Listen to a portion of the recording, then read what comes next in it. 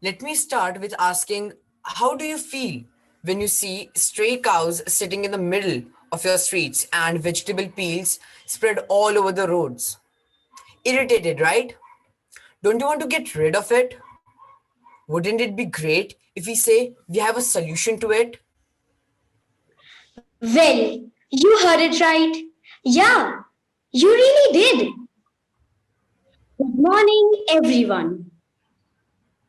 India, the world's second largest producer of fruits and vegetables, is throwing away fresh produce worth 133 billion every year. It wastes 18% of its agricultural produce, out of which 30% are fruits and vegetables. The country records more than 4 lakh cases of malaria, 1 lakh cases of dengue, and roughly 60,000 cases of chikungunya.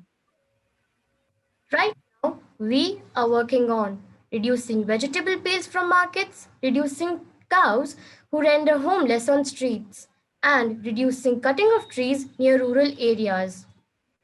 Our strategy is to collect vegetable peels and give it to cows to convert it in the form of dung, and then use this dung to produce methane and manure. This is how we will go about our project. Part 1. Collecting waste. A lot of waste from the vegetable markets is unattended, which causes various diseases like malaria and dengue. We intend to collect this waste every 4 to 5 hours with the help of dumping trucks, which will be rented. Part 2, feeding cows. Now, cows reach a stage where they can neither reproduce nor can they lactate. Once they reach this stage, they are of no use to the farmers. Of course, why would someone pay for a cow's food and shelter when they are not getting any further benefit from them, right? So these cows are forced to render homelessly. These stray cows literally defecate everywhere. This defecation increases mosquito population, further increasing the risk of dengue, malaria, and chikungunya. Therefore, the waste that we will collect from the roads will be given to these cows, and they will have to do this: eat it, reduce it to one-fourth mass in the form of dung, and sleep in the sheds. Part 3. Production of methane. The dung produced by cows is 67.9% rich in methane. Methane also proves to be a self-sustaining fuel. So, to extract methane from the dung, we will put it into biodigesters. The biodigesters will extract 99% of the methane and get collected in an airtight chamber. Every person on earth knows that all food cannot be consumed raw, right? So people who are less privileged and cannot buy gas cylinders cut trees in order to prepare their everyday meals. We aspire to sell this methane at a very cheap cost to people who don't avail these facilities. We even plan to bend our prices to people who cannot even afford methane at such low costs. This will in turn reduce deforestation and air pollution. Wait. We don't expect all the food to be consumed by the cows, as some of those vegetable peels might be spoiled, right? So, what next? Fear not, we have everything under control. Part 4, Vermicomposed beds. We will put these peels and waste into vermicompost beds. Vermicompost beds are the soil beds that contain earthworms, but the key element is the biodegradable domestic waste. When we put this waste in the vermicompost beds, the earthworms will eat the waste and voila! In a month span or so, we will have the world's best organic manure ready, widely known as black gold.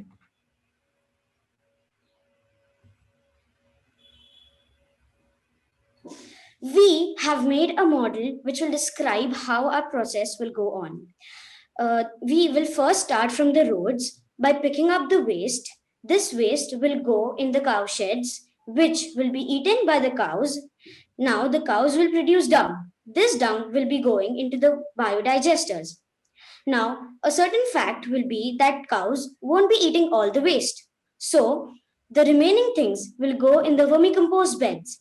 And after a month's span, it will be transformed into the world's best organic manure known as black gold. Here is the last step of our project.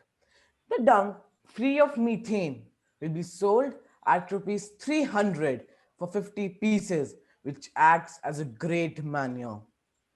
The methane will be sold at rupees 600 for 14.5 liters and the vermicast for 30 for 1 kg. These are the SDGs we are covering. But wait, this idea is already in practice, isn't it? Sure, it is. Then what's unique about this idea?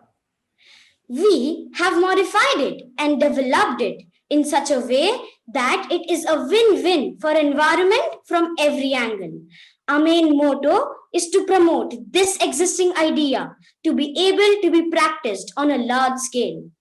This will benefit 1. Vegetable vendors. 2. People living near these markets. 3. People without fuel to cook food. 4.